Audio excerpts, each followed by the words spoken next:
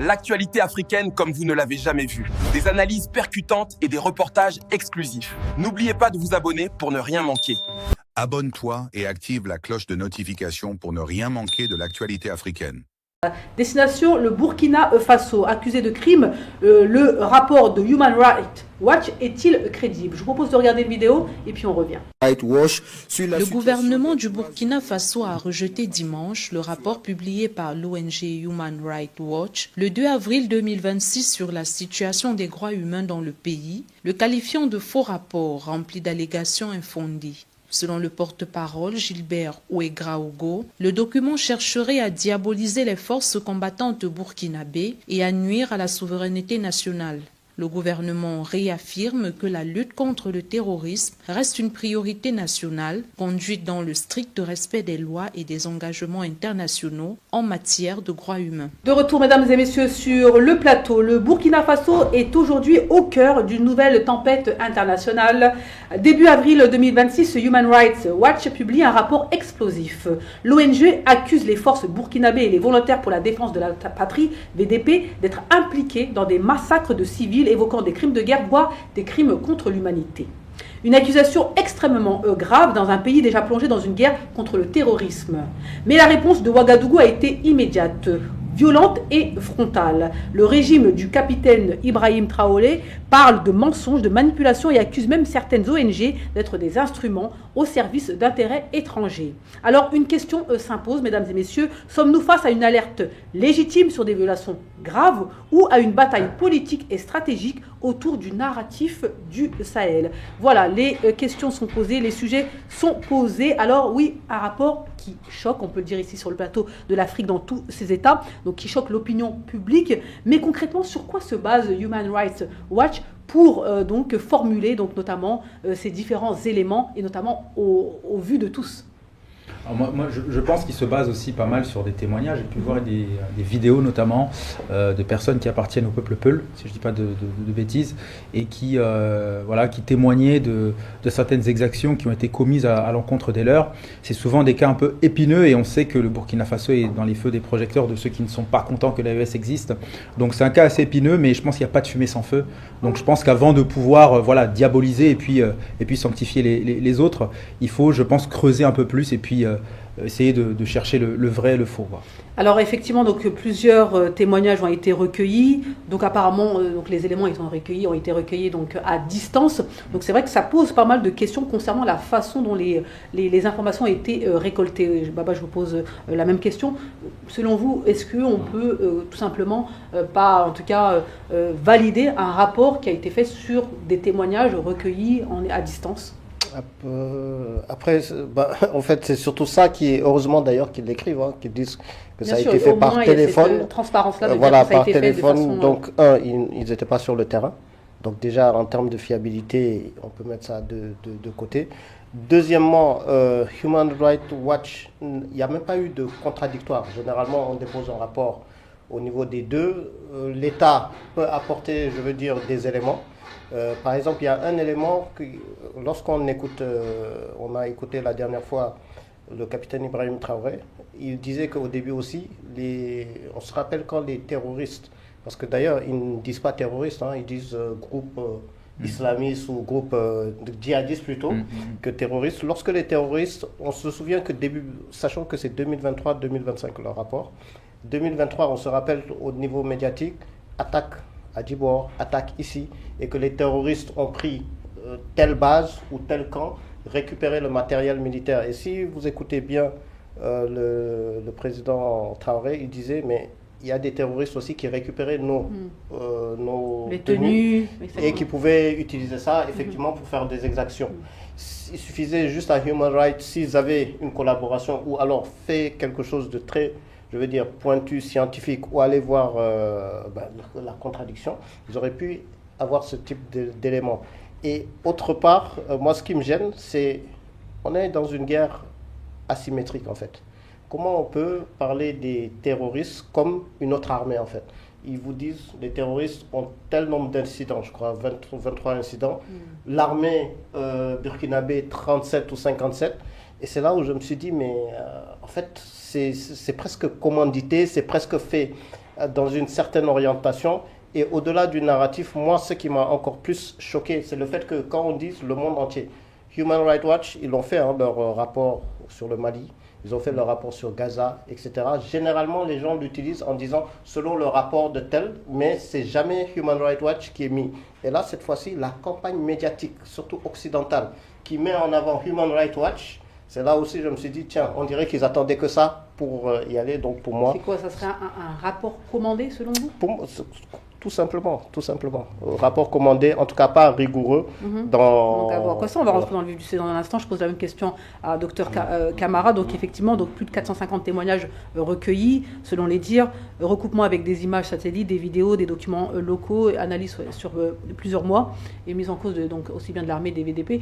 Donc vous en pensez quoi concernant donc la manière de faire, concernant la façon dont les éléments ont été recueillis? Est-ce qu'aujourd'hui on peut dire que c'est un rapport qui a respecté tous les éléments nécessaires pour pouvoir être considéré comme viable? Oui, bon, alors Aïcha, donc... et légitime surtout.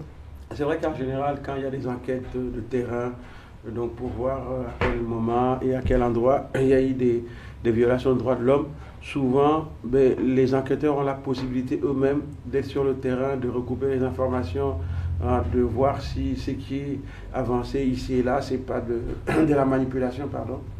Or, cette fois-ci, comme ils l'ont dit eux-mêmes, c'est un rapport qui a été fait avec des informations recueillies à distance. Donc, ce qui peut quand même poser des réserves par rapport aux personnes qui ont donné les informations. Qui étaient-ils, ces personnes-là? Qui étaient-elles? Est-ce il y a eu parmi eux, il y a sûrement eu des témoignages qui peuvent être des vrais témoignages, mais sans doute, on peut aussi se dire que peut-être parmi ces témoignages, il y aurait eu des témoignages qui n'auraient pas été tout à fait des vrais témoignages. Donc sans remettre en cause justement le fait que c'est vrai que la situation est tellement floue et surtout la période 2023-2025, c'est une période pendant laquelle on peut comprendre que l'armée donc étant un petit peu sur plusieurs fronts et vu les méthodes par exemple que les groupes djihadistes utilisent, et notamment que parfois les représailles se fassent sans prendre un certain nombre de précautions.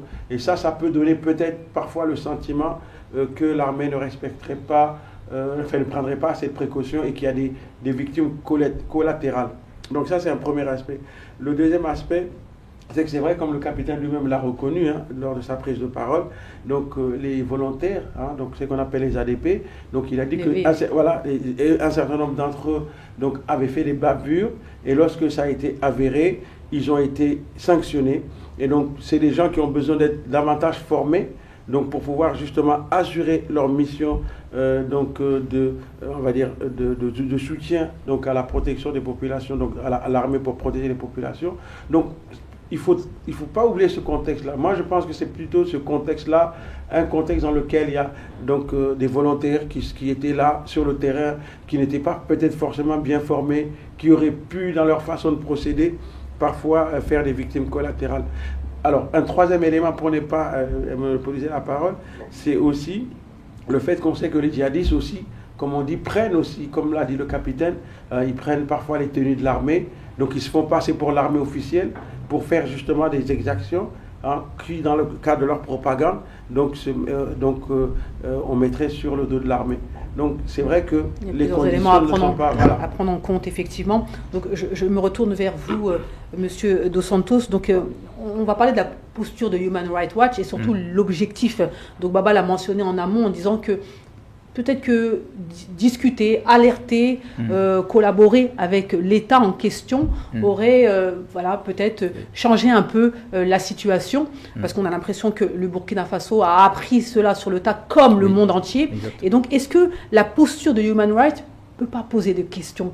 Parce que finalement, c'est quoi l'objectif? Est-ce que l'objectif, c'est de stigmatiser un pays ou au contraire d'être là pour les populations? Non, bien sûr, leur posture, elle pose la question parce que les accusations sont tellement lourdes qu'il faut y aller avec des pincettes premièrement et puis chercher d'abord à collaborer, comme vous avez dit, avec l'État concerné. Là, ça nous est jeté comme ça, comme pour jeter du discrédit et de l'opprobre sur l'État burkinabé. Donc oui, je pense que leur posture elle est questionnable. Maintenant, il n'est pas trop tard pour bien faire. Je pense que c'est aussi à l'État burkinabé de maintenant essayer de taper des points sur la table et mettre la lumière sur ce qui s'est réellement passé, parce qu'il en va aussi de l'intérêt du peuple burkinabé, parce qu'il y a quand même des gens qui ont été blessés, massacrés. Donc l'idée, c'est quand même de mettre la lumière dessus, et si réparation il peut y avoir, qu'il puisse y avoir, quoi. Finalement, le Burkina Faso a complètement rejeté, donc entre guillemets, ce dossier. Et pourquoi le Burkina Faso a été si radical, à rejeter totalement donc le dossier donc Human Rights Watch? Je pense que l'État est le mieux renseigné déjà. Ils ont leur propre source d'information. Et au-delà de ça, ils ont même mis en avant les personnes qui ont été parfois citées. Souvent, ils étaient confondus comme des opposants. Il y a des noms qui ont circulé. Autrement aussi, ils parlaient aussi du fait que quand c'est à distance et que vous subventionnez les témoignages, forcément, les témoignages peuvent aller dans le sens pour chercher des subventions. Et ils ont mis aussi d'autres éléments que non seulement c'est infondé, et à partir de là, c'est normal qu'ils... Et d'ailleurs, l'ensemble des États que ce soit Israël, que ce soit des autres États, Mali, etc., à chaque fois que Human Rights Watch vient et font ce même type de rapport, généralement ils sont tout de suite balayés. Et la question qu'on se pose, quelle est l'influence de Human Rights Watch? Parce qu'une fois qu'ils mettent tel rapport, je n'ai jamais vu un rapport de Human Rights Watch qui arrête une guerre déjà, qui ont une influence sur une guerre. Et au-delà de ça, par contre, lorsque ils font leurs analyses ou leurs enquêtes sur Israël, par exemple, sur Gaza, ce qui s'est passé à Gaza, ils ont fait... Mais au moins Gaza, nous, on a les images. C'est-à-dire que le téléspectateur le voit.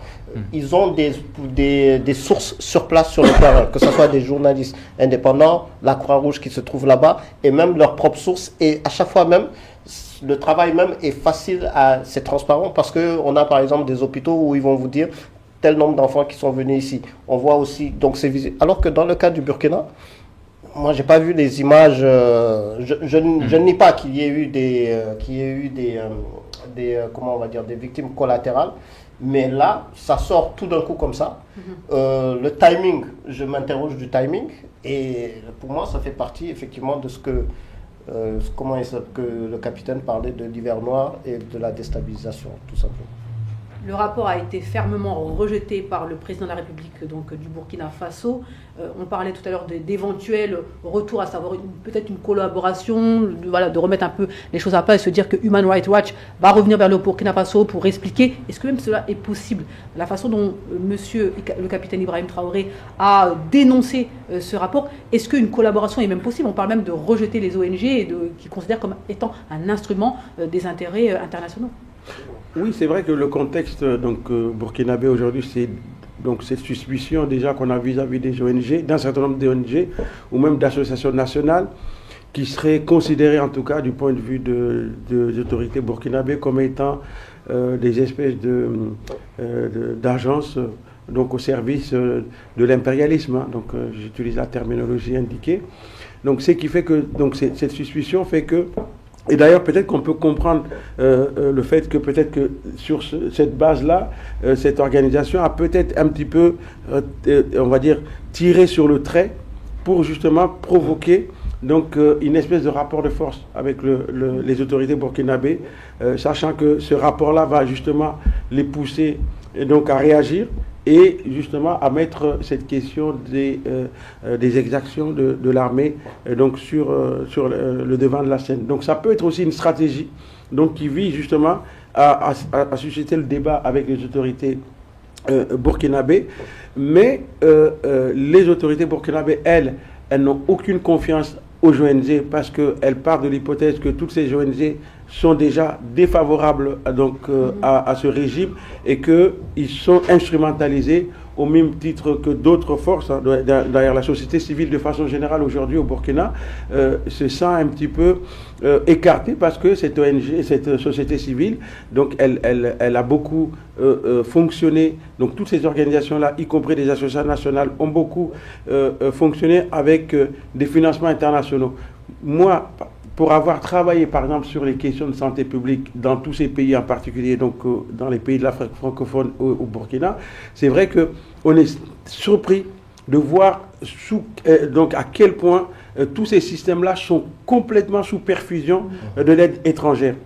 Et donc, quand c'est des financements internationaux qui sont toujours là, parfois qui représentent même la totalité des financements que ces ONG ou ces associations ont, donc on peut comprendre que peut-être un certain nombre de dirigeants de ces ONG ou un certain nombre d'acteurs de la société civile dans ces pays soient beaucoup plus sous l'influence on va dire, de ces organisations internationales et souscrivent complètement dans leur logique. Et donc, quel serait l'objectif concrètement? C'est-à-dire que c'est quoi? Discréditer un pays, montrer que le pays finalement ne respecte pas les droits humains, les droits de l'humanité. C'est quoi l'objectif concernant par exemple le Burkina Faso, les pays de l'AES, etc.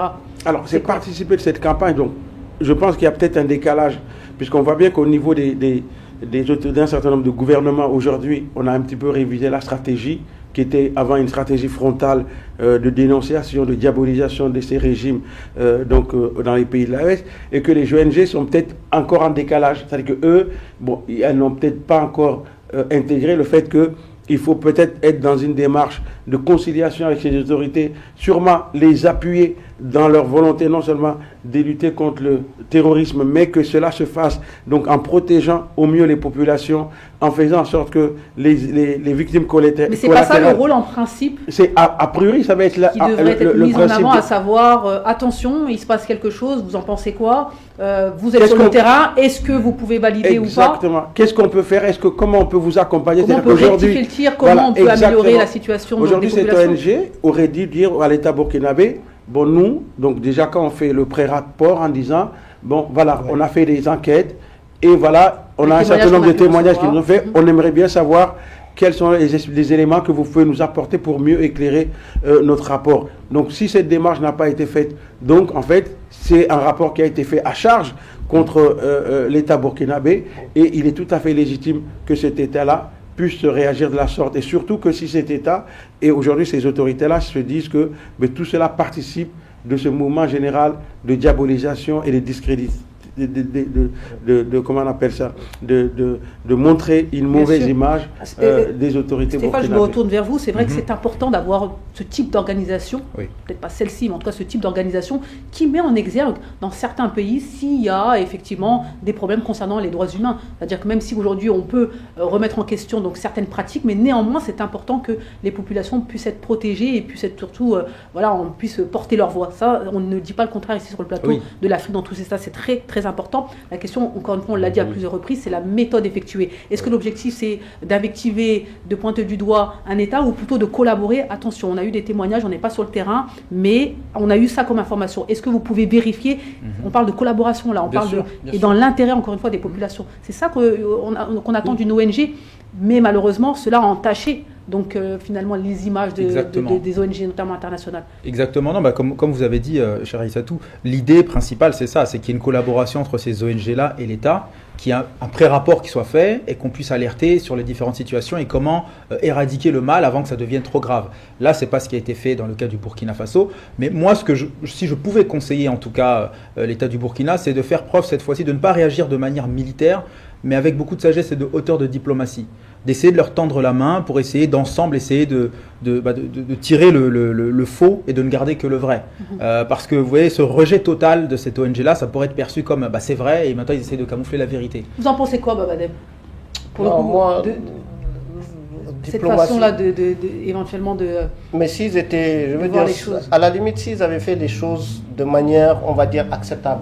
En gros, généralement, moi, ce que je vois de Human Rights Watch, dès qu'ils font une enquête, non seulement ils vont sur le terrain, et même mieux, pour avoir la contradiction, ou alors aller voir, parfois ils vont avec des journalistes, avec des caméras cachées. Nous nous sommes rendus au ministère des Affaires étrangères, et dans ce cas, parfois ils disent, regardez comment on nous a rejetés. Parfois c'est ce qui arrive, et parfois même c'est des discussions. Et là, avec les mots de ce Human Rights Watch, c'est-à-dire que, ils ont accusé énormément, que ce soit le président du Faso, Ibrahim Traoré, son ministre aussi de l'armée, donc ils sont nommés, mieux encore, ils mettent les grands mots crime contre l'humanité, c'est crime contre l'humanité, il y a crime de guerre et nettoyage ethnique. Voilà les 4 mots, les 3 mots. Donc à partir du moment où on vous accuse directement de ça et que... Donc ça veut dire qu'on peut comprendre la réaction des autorités burkinabées, à savoir quand on fait face à un rapport aussi lourd concernant ce qui se passe au Burkina Faso, surtout la guerre qu'ils sont en train de mener. Après, je ne parle pas forcément, loin de moi l'idée de vouloir comparer le nombre de morts. Un mort, 2 morts, c'est truc. Mais là, c'est 1600 morts. Là où, si on se rappelle la prise de Goma, le premier jour, on parlait de 3000 à 6000 morts. Donc, de là... Bon, c'est pas pour faire une comparaison, mais les mots qu'ils ont utilisés, crime de guerre, crime de l'humanité, nettoyage ethnique, je pense que c'est tellement... Il n'y a pas d'objectif de collaboration, en tout cas, Human Rights Watch. Et pour finir, on n'est pas en train de condamner directement le rapport, ça c'est au Burkina Faso de le faire ou non, c'est plutôt la méthode. On se dit comment travailler de façon consciente, de façon transparente et de façon efficace, quand malheureusement il n'y a pas de dialogue. C'est ce qu'on est en train de pointer du doigt. C'est pour ça que moi personnellement, j'aurais dit, ne serait-ce que par respect pour la cause, pour les termes qui ont été employés qui sont quand même graves, par respect pour l'humanité, moi si j'aurais été l'État burkinabé, j'aurais quand même tendu la main pour qu'on puisse ensemble éclaircir tout ça. Si c'est faux, et je vous poursuis auprès des instances internationales. Est-ce qu'on peut tendre la main à quelqu'un qui nous a déjà coupé la main, entre guillemets, qui nous a déjà jugé? Ça peut être un peu compliqué. Écoutez, moi je l'aurais fait par amour quand même pour ces populations dont on le dit qu'ils ont été massacrés, parce que ça reste des Burkinabés. Et même si le rapport est faux, il y a quand même un peu du vrai. Il y a des gens qui ont subi des choses quand même inhumaines. Donc ne serait-ce que par ça, par humanisme, vraiment par humanisme, moi j'aurais tendu la main qu'on puisse éclaircir ça. Ou éventuellement de faire eux-mêmes leurs propres rapports, leurs propres enquêtes sur le terrain avec des informations vérifiées. Oui, je pense que ce souci-là doit être celui des autorités burkinabées, de dire que avant tout, même si on est là et qu'on doit combattre sans relâche le terrorisme, etc., on doit faire en sorte que les populations, justement, ne soient pas des victimes collatérales à tel point qu'elles puissent se retourner contre nous. Parce que d'ailleurs, c'est là où le problème justement se pose, c'est que ces organisations-là, en tout cas terroristes, donc essayent d'instrumentaliser la population pour dire, voyez-vous, vous-même, combien vous êtes victime de tout ça et pourquoi vous avez pris les armes. Et le capitaine, il a encore dit, il a dit qu'en fait, il y a des gens qui sont... Non seulement il y a un phénomène d'endoctrinement d'une partie de la jeunesse et donc qui justement est engagé dans ces mouvements parce qu'on leur dit que déjà, nous, on est là pour défendre la cause de Dieu. Et au-delà de ça, dire, voilà, que vous voyez, vous êtes vous-même victime de cet état-là, et donc ça ne sert à rien.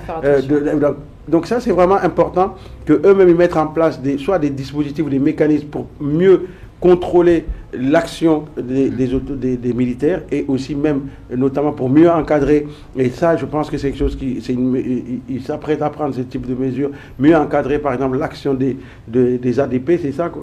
Des VDP, donc pour que justement ces gens-là puissent exercer leur mission, mais dans le respect strict de la loi et des droits humains. Ça c'est important.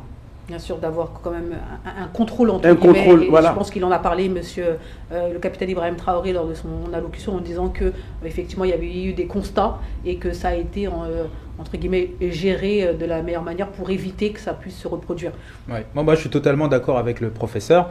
Et si jamais, par exemple, l'État burkinabé ne choisissait pas plutôt d'opter pour le couloir que je préconise du dialogue, c'est au moins essayer de faire en sorte qu'il n'y ait pas de désordre. Parce que quand chacun fait ses règles, tout se dérègle. Si ces VDP-là ne sont pas encadrés, ça va engendrer ce genre de problème. Et à force que ça puisse engendrer, ça va jeter du discrédit, cette fois-ci réel, sur le Burkina Faso. Et c'est pour ça qu'ils en ont parlé. Baba, pour conclure. Et puis, il faut faire confiance à la justice burkinabé. Donc, ça veut dire qu'on n'a pas besoin... Non, parce qu'on avait même un cas de VDP. D'ONG pour faire constater certaines choses. Il y a une justice burkinabé et je pense qu'ils font le travail. D'ailleurs, il y a eu un VDP qui a été condamné récemment parce qu'il avait tué un de ses proches.